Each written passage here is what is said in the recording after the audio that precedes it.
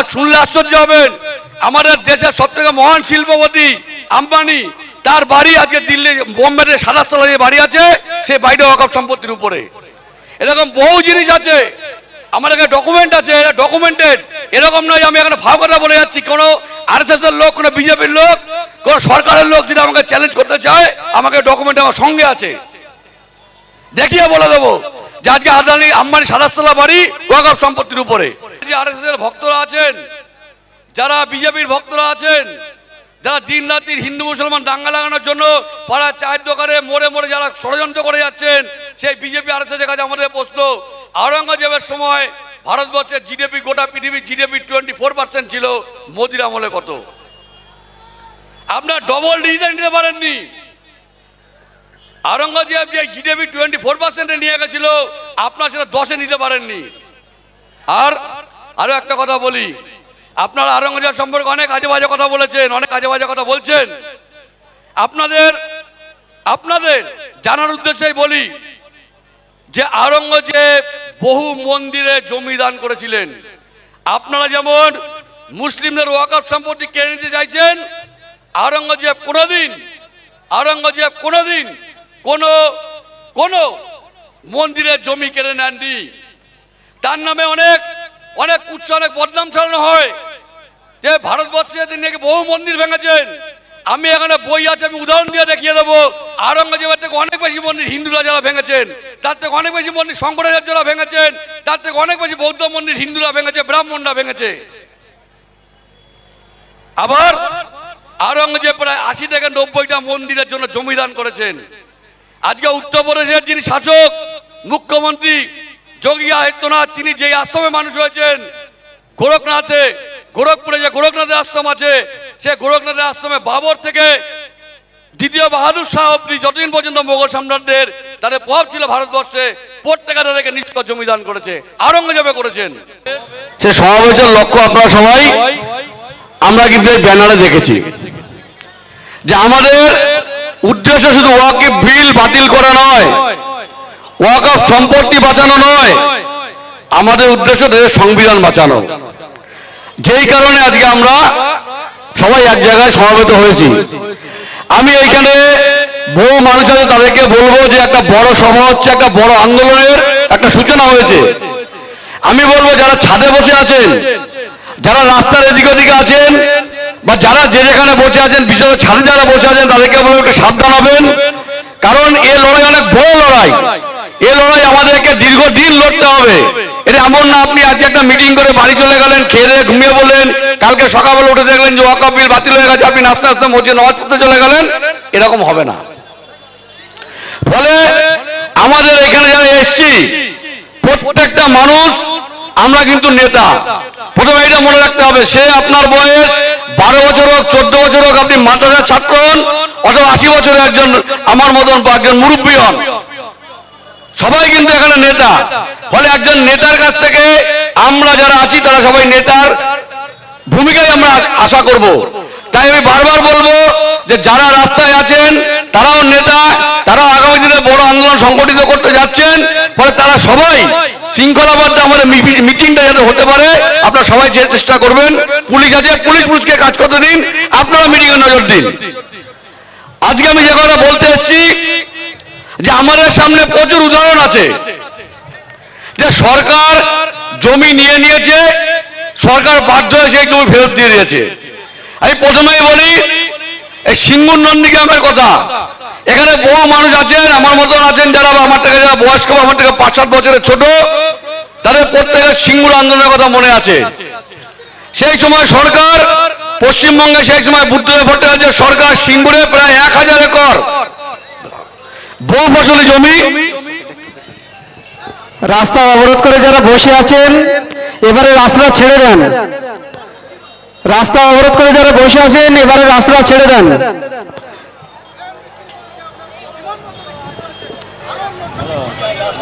রাস্তা ছেড়ে দেন, গাড়ি যাতায়াত করতে দেন। যে আপনারা আস্তে আস্তে এদিকে চলে আসুন। আমাদের অনেক বড় সভা, অনেক বড় লড়াই, অনেক বড় লড়াই আমাদেরকে লড়তে হবে। আমাদেরকে এর জন্য অনেক কষ্ট সহ্য করতে হবে।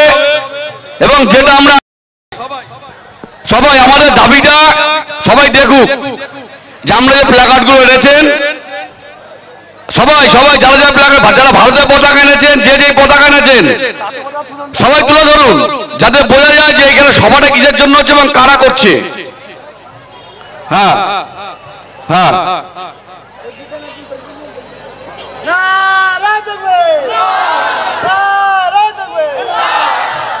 ধন্যবাদ। যাই হোক, যেখান থেকে আমরা অনেক বড় কাজে অনেক কিছু হয়, ফলে এটা কোনো বিষয় নয়। আমরা আমাদের মূল কাজে ফিরি। যে আজ এই রাজ্যে আমরা এটা বলছিলাম যে আজকে জমি যারা নিয়েছে বা জমি যারা কেড়ে নিয়েছে পরে জমি ফেরত দিয়েছে, এরকম উদাহরণ ভারতবর্ষের ইতিহাসে বহু আছে। আমরা যারা 2006 সালে সিঙ্গুর আন্দোলনের সঙ্গে ছিলাম, যারা সিঙ্গুর আন্দোলন সম্পর্কে সেই সময় প্রত্যেকে পুঙ্খানুপুঙ্খভাবে জানেন যে গভর্নমেন্ট জমি নিয়েছিল, সরকার জমি কেড়ে নিয়েছিল, আদালতের রায়ে, সুপ্রিম কোর্টের রায়ে সিঙ্গুরের জমি ফেরত দিতে বাধ্য হয়েছিল।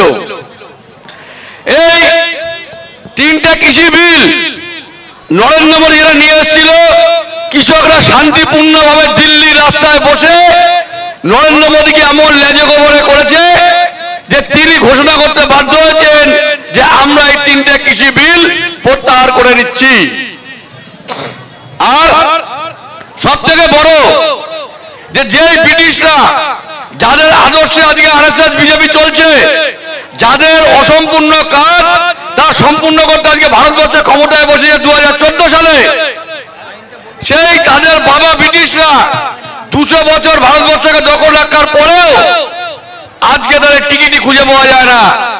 ফলে আমরা বারবার বলছি যে জমি কারুর বাপের নয়, জমি হচ্ছে দাপের। আজকে এখানে যে জমিটা আছে সেটা 1000 বছর আগে এই জমিটা এখানেই ছিল এবং আগামী 1000 বছর পরে এই জমিটা এখানেই থাকবে। শুধু আমাদের করে যেতে হবে সেটা হচ্ছে লড়াই। আমরা যদি লড়াই করি তাহলে এই জমিটা আমাদের কাছে থাকবে। আমরা যদি লড়াই ছেড়ে দিয়ে বিশৃঙ্খলা করি তাহলে আরএসএস বিজেপি এই জমিটা কেড়ে নেবে। সিদ্ধান্ত আপনাদেরকে নিতে হবে, সিদ্ধান্ত আপনাদেরকে নিতে হবে। আপনারা এই জমিটা রাখতে চান না রাখতে চান না? আপনারা সম্পত্তি বাঁচাতে চান না বাঁচাতে চান না? আপনারা মন্দির, আপনারা মসজিদ, কবরস্থান এটা বাঁচাতে চান, মাদ্রাসায় বাঁচাতে চান কি চান না? সেই জন্য আজকে এই লড়াই এসেছেন, আপনারা সবাই বাঁচাতে চান। আমি বারবার বলছি এ লড়াই দীর্ঘ লড়াই। এ লড়াই আজকে একটা মিছিল মিটিং করে গেলেন, কালকে সকালে ওয়াকফ বিল প্রত্যাহার হয়ে যাবে, এরকম হবে না। এর জন্য রক্ত দিতে হবে, এর জন্য জেল খাটতে হবে। এবার কে কে প্রস্তুত আছে সেটা বলুন। কে কে রক্ত দিতে প্রস্তুত আছেন, কে কে জেল খাটতে প্রস্তুত আছে? আমরা শান্তিপূর্ণভাবে আন্দোলন করব। আমরা বলছি যে শুধু আপনারা নন, শুধু মুসলিমরা নন, এর মধ্যে আমি ভালো ভালো খবর জানাই। আপনারা জানেন যে শিখদের যে সংগঠন, আকালি সংগঠন, তারা সিদ্ধান্ত নিয়েছে যে তারা ওয়াকফ বিলের বিরোধিতা করছে। বহু খ্রিস্টান সংগঠন তারা সিদ্ধান্ত নিচ্ছে, তারা আতঙ্কে ভুগছেন ওয়াকফ আইন হওয়ার পরে। কারণ আরএসএস ইতিমধ্যে ঘোষণা করেছে যে এরপরে খ্রিস্টানদের সম্পত্তি নেওয়া হবে। তার মানে যারা ধর্মীয় গোষ্ঠী আছে ভারতবর্ষে, শুধু হিন্দু মুসলমানরা নয়, খ্রিস্টান এবং শিখরা, তারাও বুঝতে পারছেন যে আগামী দিনে তাদের যে ধর্মীয় সম্পত্তি আছে সেই সম্পত্তির উপর আঘাত আসবে। তাই তারা আজকে সবাই দাঁড়িয়েছে ওয়াকফ আইন প্রত্যাহারের দাবিতে। ফলে এটা আমাদের বড় জয় অলরেডি আমাদের হয়ে গেছে। আমাদের শান্ত থাকতে হবে। আমরা প্রয়োজনে রক্ত দেবো, প্রয়োজনে জেলে যাব, কিন্তু আমরা কাউকে আঘাত করব না। এটা মহাত্মা গান্ধীর শিক্ষা। আমরা এই গান্ধীর পথে আমরা আন্দোলন করব। আজকে বিষয়টা কিভাবে আমাদের সামনে এসছে আপনি যদি দেখেন, প্রথমে শুরু হলো, এর আগে বহুদিন ধরে লিঞ্চিং হচ্ছিল, যে কোনো মুসলমানকে যখন তখন ধরে পিটিয়ে মেরে দেওয়া হচ্ছিল। বা ওই যে আমাদের ওই নবদ্বীপ মালদা যে রুট, সেই রুটে একজন বৃদ্ধ এর বয়স্ক মানুষকে, যিনি মোবাইল ব্যবহার করতে জানেন না ঠিক মতন, তাকে একটা মেয়ে, তার মেয়ের বয়সী মেয়ে, আমার মেয়ের বয়সী মেয়ে, তাকে চর মেরেছে, আজে বাজে কথা বলেছে এবং সেটা ভিডিও করে ভাইরাল করেছে। এই পরিস্থিতি আজকে তারা তৈরি করেছে। তাতেও কিন্তু তারা বুঝতে পারছিল যে এটা কিছু করা যাচ্ছে না। তখন তারা শুরু করলো এমন একটা জিনিস দিয়ে যে যেখানে আপনি আমি সবাই প্রথমেই ঘাবড়ে গেছি। কারণ তারা শুরু করলো প্রথমে সিনেমা ছাপা দিয়ে, সেখানে শিবাজির ছেলে ছত্রপতি মহারাজ শিবাজির ছেলে সম্ভাজি, তাকে নিয়ে আওরঙ্গজেবের যে সিনেমা ঘটনা, সেই ঘটনাকে বিকৃত করে দেখানো হলো। শিবাজি নিজে বেঁচে থাকতে সম্ভাজি সম্পর্কে তার বিরক্তি প্রকাশ করেছিলেন। শিবাজি নিজে বলেছিলেন যে এই যে মারাঠা সাম্রাজ্য, এই সাম্রাজ্য সম্ভাজির হাতে টিকবে না। তিনি তার ছোট পুত্র রাজারাম, তিনি অনেক ছোট সম্ভাজির থেকে, সেই রাজারামের ভবিষ্যৎ সুনিশ্চিত নয়, এই কথা শিবাজি ভেবেছিলেন। সেই সম্ভাজি সম্পর্কে উল্টোপাল্টা দেখিয়ে, আওরঙ্গজেব সম্পর্কে উল্টোপাল্টা দেখিয়ে তারা এই বিতর্ক তৈরি করে প্রথমে এমন জায়গায় নিয়ে এসেছে যে ভারতবর্ষের প্রত্যেকটা মুসলিমই হচ্ছে আওরঙ্গজেবের মতন বদমাইশ। তারা এটা প্রচার করা শুরু করেছে। আমি প্রথমে এই কথা বলি, দু চার কথা ইতিহাস থেকে বলে আমি ওয়াকফ বিল নিয়ে কয়েকটা কথা বলে আমার বক্তব্য শেষ করব। প্রথমে এখানে যারা আছেন, আরএসএস এর যারা বন্ধু বান্ধব আছেন, যারা এদিক ওদিক দাঁড়িয়ে শুনছেন, তাদের বলি যে আওরঙ্গজেবের সময়, আমি প্রথমে অর্থনৈতিকভাবে বলি, আওরঙ্গজেবের সময় ভারতবর্ষের জিডিপি 24% ছিল। আমাদের নরেন্দ্র মোদীর আমলে কত? এখানে যে আরএসএস এর ভক্তরা আছেন, যারা বিজেপির ভক্তরা আছেন, যারা দিন রাত্রির হিন্দু মুসলমান দাঙ্গা লাগানোর জন্য পাড়ার চায়ের দোকানে মোড়ে মোড়ে যারা ষড়যন্ত্র করে যাচ্ছেন, সেই বিজেপি আরএসএস এর কাছে আমাদের প্রশ্ন, আওরঙ্গজেবের সময় ভারতবর্ষের জিডিপি, গোটা পৃথিবীর জিডিপি 24% ছিল, মোদির আমলে কত? আপনার ডবল ডিসিশন নিতে পারেননি। আওরঙ্গজেব যে জিডিপি 24% নিয়ে গেছিল, আপনার সেটা 10-এ নিতে পারেননি। আর আরো একটা কথা বলি, আপনারা আওরঙ্গজেব সম্পর্কে অনেক আজে বাজে কথা বলেছেন, অনেক আজে বাজে কথা বলছেন। আপনাদের জানার উদ্দেশ্যেই বলি যে আওরঙ্গজেব বহু মন্দিরে জমি দান করেছিলেন। আপনারা যেমন মুসলিমদের ওয়াকফ সম্পত্তি কেড়ে নিতে চাইছেন, আওরঙ্গজেব কোনোদিন কোনো মন্দিরের জমি কেড়ে নেননি। তার নামে অনেক কুৎসা, অনেক বদনাম ছড়ানো হয় যে ভারতবর্ষে তিনি নাকি বহু মন্দির ভেঙেছেন। আমি এখানে বই আছে, আমি উদাহরণ দিয়ে দেখিয়ে দেবো। আওরঙ্গজেবের থেকে অনেক বেশি মন্দির হিন্দুরা যারা ভেঙেছেন, তার থেকে অনেক বেশি মন্দির শঙ্করাচার্যরা ভেঙেছেন, তার থেকে অনেক বেশি বৌদ্ধ মন্দির হিন্দুরা ভেঙেছে, ব্রাহ্মণরা ভেঙেছে। আবার আওরঙ্গজেব প্রায় 80 থেকে 90টা মন্দিরের জন্য জমি দান করেছেন। আজকে উত্তরপ্রদেশের যিনি শাসক, মুখ্যমন্ত্রী যোগী আদিত্যনাথ, তিনি যে আশ্রমে মানুষ হয়েছেন গোরখপুরে যে গোরখনাথের আশ্রম আছে, সে গোরখনাথের আশ্রমে বাবর থেকে দ্বিতীয় বাহাদুর শাহ অব্দি যতদিন পর্যন্ত মোগল সম্রাটদের তাদের প্রভাব ছিল ভারতবর্ষে, প্রত্যেকে তাদেরকে নিষ্কর জমি দান করেছে, আওরঙ্গজেবে করেছেন। বহু একজন বিখ্যাত মানুষ আছে, তার নাম হচ্ছে বিশ্বম্বরনাথ পাণ্ডে। তিনি হচ্ছেন, আপনারা জানেন যে ভারতবর্ষের প্রথম স্বাধীনতা সংগ্রাম 1857 সালে সিপাহী বিদ্রোহের নামে ইংরেজে যেটা বলে, সেই স্বাধীনতা সংগ্রামে ভারতবর্ষের এই ব্যারাকপুরে শুরু হয়েছিল, আমাদের এই পশ্চিমবঙ্গে। এই ব্যারাকপুরে আমি যেখানে থাকি তার থেকে 3-4টে স্টেশন দূরে, সে ব্যারাকপুরে একজন সৈনিকের ফাঁসি হয়েছিল, তার নাম আপনারা সবাই জানেন, তার নাম হচ্ছে মঙ্গল পাণ্ডে। সে মঙ্গল পাণ্ডের নাতি বিশ্বম্বরনাথ পাণ্ডে, তিনি একটা বই লিখেছেন। তিনি এই ঔরঙ্গজেব এবং টিপু সুলতান সম্পর্কে বহু তথ্য দিয়েছেন, যেগুলো আজকে আরএসএস বিজেপির ঘুম কেড়ে দিয়েছে। তার বিরুদ্ধে তারা কোনো উত্তর দিতে পারছেন না। তিনি বলছেন যে আওরঙ্গজেবের নামে বদনাম আছে, তিনি কাশী বিশ্বনাথের মন্দির ভেঙেছেন। আমি বলেছি হ্যাঁ ঠিক ভেঙেছেন, ঐতিহাসিক সত্য, কিন্তু আরেকটা সত্য আপনারা বলেন না, ওই মন্দিরটাকে বানিয়েছিলেন, কাশী বিশ্বনাথের মন্দির বানিয়েছিলেন আওরঙ্গজেবের প্রপিতামহ আকবর। কাশী বিশ্বনাথের মন্দির তিনি তৈরি করে দিয়েছিলেন। মানে একজন মুঘল বাচ্চা একটা মন্দির তৈরি করেছেন। আপনারা যদি তথ্যের ক্ষেত্রে যদি আপনারা সত্য হতেন, তথ্যের ক্ষেত্রে আপনারা যদি সত্যবাদী হতেন, তাহলে অবশ্যই উল্লেখ করতেন যে মন্দিরটা, কাশী বিশ্বনাথের মন্দিরটা আকবর তৈরি করে দিয়েছিলেন, আকবর বাদশা তৈরি করে দিয়েছিলেন। কেন ভেঙেছিলেন?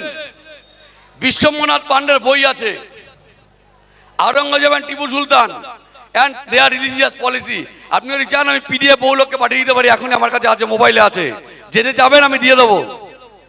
আমি বলবো এই বইটা যারা ইংরেজি পড়তে পারেন তারা ইংরেজি পড়বেন, পড়ে বাংলা অনুবাদ করে আপনার পাশের লোকটাকে পড়াবেন যে ইংরেজি জানে না। পড়ানো উচিত। যে তারা কি ভুল তথ্য কি মিথ্যা বলে বলে আজকে মুসলমানদের বিরুদ্ধে হিন্দুদের খেপাচ্ছে। তিনি কাশী বিশ্বনাথ মন্দির সম্পর্কে বলছেন যে আওরঙ্গজেব সেই সময় আগ্রা থেকে আমাদের বাংলার দিকে আসছিলেন, তার সঙ্গে তার প্রচুর হিন্দুরা, আপনারা দেখেছেন, আপনি মোগল হিস্ট্রি পড়লে, এমনকি যারা ব্রিটিশদের প্রিয় হিস্ট্রিয়ান, ব্রিটিশদের প্রিয় ঐতিহাসিক যদুনাথ সরকারের বইও যদি আপনারা পড়েন, সেখানে আওরঙ্গজেব সম্পর্কে বলা আছে যে তিনি বলছেন যে বহু হিন্দু রাজারা, তার সেনাপতি সব হিন্দু, সভাসদরা হিন্দু, এমনকি আপনার শুনলে আশ্চর্য হবেন, আজকে আমাদের প্রধানমন্ত্রী নরেন্দ্র মোদীর জামানাতে তার গোটা মন্ত্রিসভায় একজন মুসলিম এমপি নেই। আপনারা দেখাতে পারবেন যে আজকে নরেন্দ্র মোদীর পার্টিতে একজন মুসলিম সাংসদ আছে? দেখাতে পারবেন নরেন্দ্র মোদীর গোটা পার্টিতে 239 জন সাংসদের মধ্যে একজন মুসলমান আছে? নেই। গোটা মন্ত্রিসভায় একজন মুসলমান আছে? নেই। কিন্তু আপনারা যে আওরঙ্গজেবের বিরুদ্ধে প্রতিদিন উৎসাহ করেন, সেই আওরঙ্গজেবের আমলে, মোগল আমলে, মোগল সম্রাটের দরবারে সব থেকে বেশি পরিমাণ হিন্দু, ব্রাহ্মণ, জৈন ব্রাহ্মণ এবং হিন্দুরা তারা উচ্চ পদে চাকরি করত।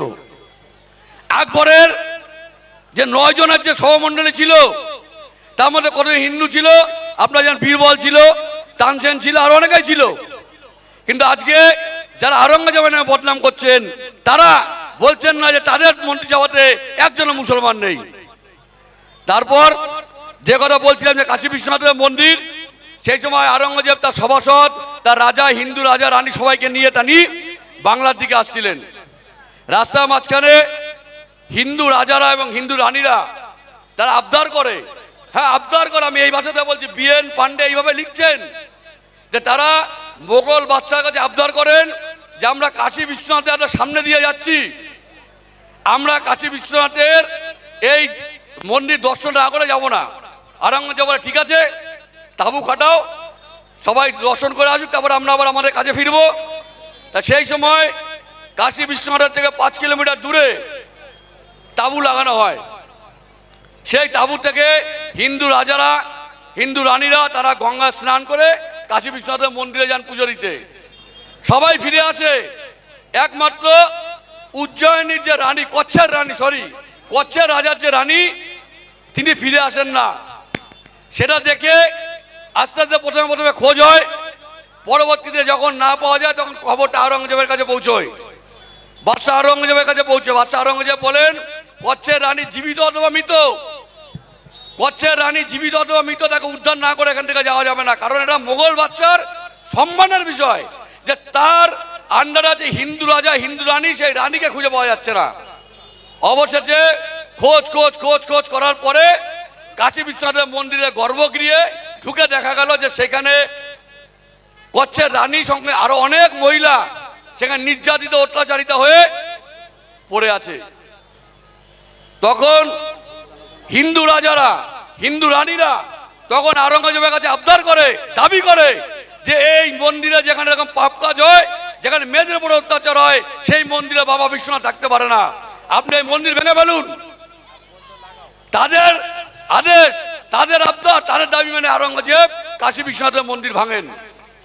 এটা হচ্ছে অরিজিনাল ইতিহাস, আমি বলিনি, এটা বিশ্বম্ভরনাথ পান্ডের বই আছে, বিশ্বম্ভরনাথ পান্ডে সে বই উল্লেখ করছেন।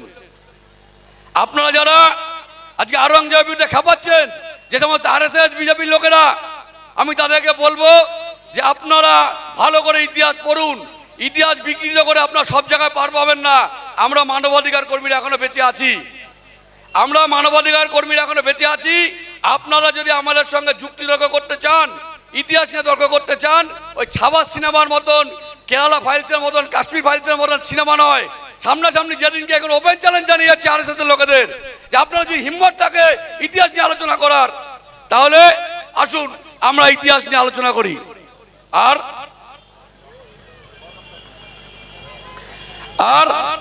যেটা নিয়ে আগামী দিনের যে আন্দোলন চলছে ওয়াকআপ নিয়ে, যেটা আমি বলতে চাই যে আজকে ওয়াকআপ আইন ভারতবর্ষের সংবিধানের মৌলিক অধিকারকে ধ্বংস করছে। ভারতবর্ষের সংবিধানের 25 থেকে 30 যে অনুচ্ছেদ, সে অনুচ্ছেদ পরিষ্কারভাবে বলা আছে যে প্রত্যেকটা ধর্মীয় গোষ্ঠীর তাদের নিজস্ব ধর্ম পালন করার, তাদের ধর্মাচরণের স্বাধীনতা আছে, তাদের রিলিজিয়াস ইনস্টিটিউশন মানে ধর্মীয় প্রতিষ্ঠান, ধর্মীয় সংগঠন সমস্ত কিছু করার অধিকার আছে। এই ক্ষেত্রে কেউ হস্তক্ষেপ করতে পারবে না, পরিষ্কার। আজকে নরেন্দ্র মোদী সরকাররা কি করছেন, ওয়াকফ কমিটিতে ওয়াকফ আইন সংশোধনের নামে প্রত্যেক জায়গায় নিজেদের পেটো আরএসএস এর লোক ঢুকিয়ে দেওয়ার চেষ্টা করছেন। যেই আইনটা ছিল একদম সাধারণ ধর্মীয় সম্পত্তি রক্ষা এবং পরিচালনা করার আইন, তার ভিতরে তারা তাদের হিন্দু প্রতিনিধি ঢুকিয়ে দেওয়ার চেষ্টা করছেন, আরএসএস এর লোক ঢুকিয়ে দেওয়ার চেষ্টা করছেন। আজকে আমরা বলছি যে আপনারা যখন এটা বলছেন ঠিক আছে, আজকে উড়িষ্যাতে জগন্নাথে পুরীর মন্দির আছে, পুরীর মন্দির যে ট্রাস্টি আছে সেখানে মুসলমানদের লাগবে না। আমি দাবি করছি না যে পুরীর যে ট্রাস্টি বোর্ড আছে সেই ট্রাস্টি বোর্ডে এখান থেকে কোনো মুসলমানকে কি আপনারা জায়গা দিন। আমরা বলছি আপনারা জৈনদের জায়গা দিন, বৌদ্ধদের সেই কমিটিতে রাখুন। যদি আপনাদের হিম্মত থাকে পুরীর বা কোনো আদিবাসীকে রাখুন, কোনো দলিতকে রাখুন সেই কমিটিতে। পুরীর জগন্নাথ দেবের মন্দিরের যে আইন আছে, ট্রাস্টের যে আইন আছে, তার 2 নম্বর ধারায় পরিষ্কার বলা আছে যে শুধু হিন্দু হলে হবে না, ব্রাহ্মণ ছাড়া পুরীর এই জগন্নাথ দেবের মন্দিরের ট্রাস্ট থেকে ঢুকতে পারবে না। আপনারা নিজেরা আইন করে রেখেছেন যে মন্দিরের ট্রাস্টে কোনো অন্য ধর্মের লোক ঢুকতে পারবে না, এমনকি অন্য জাতির হিন্দু ধর্ম অন্য জাতের লোকও ঢুকতে পারবে না। আর আপনারা সেখানে ওয়াকফ সম্পত্তির ভিতরে ওয়াকফ আইনের মধ্যে এমন কায়দা করে অমুসলিম প্রতিনিধিরা ঢুকিয়ে দিচ্ছেন যে তারা আগামী দিনে প্রশাসনিক ক্ষমতা বলে গোটা সম্পত্তিটা কবজা করতে পারে। আর বলছেন যে ওয়াকফ বাই ইউজ হবে না, মানে আপনি একটা জমি পড়ে আছে ওয়াকফ হিসেবে ব্যবহার করা হচ্ছে, সেটা করা যাবে না।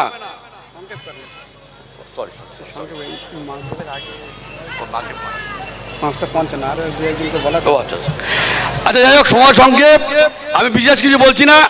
আমি শুধু বলছি যে এই আইনটার নাম ছিল হচ্ছে মুসলিম ওয়াকফ আইন। আপনারা সেই আইনটার মধ্যে থেকে মুসলিম বাদ দিতে দিতে দিতে দিতে আজকে ওরা আইনটার নাম চেঞ্জ করে দিয়ে বলেছে উমিদ, তার নামটাই চেঞ্জ করে দিয়েছে। আপনি কোন জায়গায় আর ওয়াকফ পাবেন না, ওয়াকফ একটা পাবেন না, আইনের নাম চেঞ্জ করে উমিদ করে দিয়েছে। ওই ম্যানেজমেন্ট অমুক তমুক সব এক নাম দিয়ে দিয়েছে। ফলে ইংরেজরা যখন 1911 সালে আমাদের এখানকার থেকে রাজধানী যখন এখান থেকে দিল্লিতে নিয়ে যায়, সবার প্রথম তারা এই ওয়াকফ সম্পত্তি দখল করে। রায়সিনা হিলের 500টা গ্রাম, একটা গ্রামের 700 ওয়াকফ সম্পত্তি প্রথম দখল করে। এখনো দিল্লি ডেভেলপমেন্ট অথরিটি 123টা ওয়াকফ সম্পত্তি দখল করে বসে আছে। আপনারা শুনলে আশ্চর্য হবেন, আমাদের দেশের সবথেকে মহান শিল্পপতি আম্বানি, তার বাড়ি আজকে দিল্লি বোম্বেতে 27 তলা যে বাড়ি আছে, সেই বাড়িটা ওয়াকফ সম্পত্তির উপরে। এরকম বহু জিনিস আছে, আমার এখানে ডকুমেন্ট আছে, এটা ডকুমেন্টেড। এরকম নয় আমি এখানে ফাও কথা বলে যাচ্ছি। কোনো আরএসএস এর লোক, কোনো বিজেপির লোক, কোন সরকারের লোক যদি আমাকে চ্যালেঞ্জ করতে চায়, আমাকে ডকুমেন্ট আমার সঙ্গে আছে, দেখিয়ে বলে দেবো যে আজকে আম্বানি 27 তলা বাড়ি ওয়াকফ সম্পত্তির উপরে। যাই পরে আরো বক্তারা আছে, তারা বলবেন। আমি এখানে শেষ করছি। আগামী 26 তারিখ আপনারা সবাই ব্রিগেডে আসুন, একটা জানান দেওয়ার দরকার আছে। আজকে যারা সরকারে আছে তাদেরকে বলার দরকার আছে, ভাই তোমাদের ঘরে শেষ কথা নয়, তোমাদের পরে আমরা আছি। এই কথা বলে সবাইকে ধন্যবাদ জানিয়ে এবং সঞ্চালকের বিরক্তি উৎপাদন করেছে তার জন্য আমি ক্ষমা চেয়ে আমার বক্তব্য শেষ করছি। অসংখ্য ধন্যবাদ ভানু সরকার মহাশয়কে।